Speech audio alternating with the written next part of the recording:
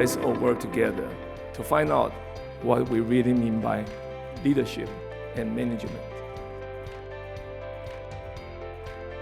Today's universities are in need of strong, visionary, inspirational leadership across multiple functions and roles and serving multiple stakeholders. I came into office very aware that a transformative leader cannot just call for change. Change was happening already. I mean, as experts, we tend to be biased by our own understandings and beliefs, and we tend to hold them too strongly. And one of the ways is to use science against scientists.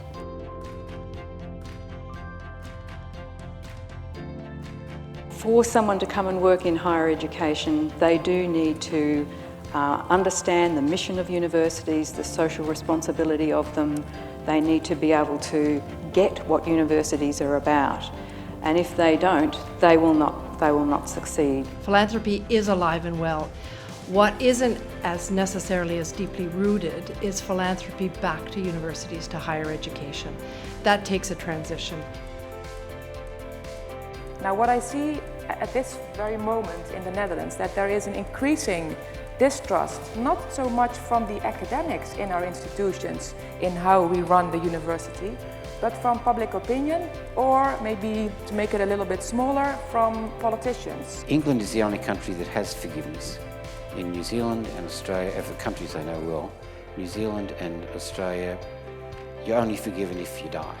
Once upon a time, admittedly quite a long time ago now, the purpose of governments was to provide the resources for universities to do what they wanted to do.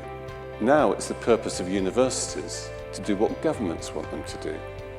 Actually, I don't like the argument, the government tells us what we have to do. The system tells us what to do. We are rectors. We are the leaders of universities. We are the system. Chairs of governing bodies are much more ready to sack the Vice-Chancellor now. For too long now, we have spoken about ourselves and to ourselves as if we are the audience.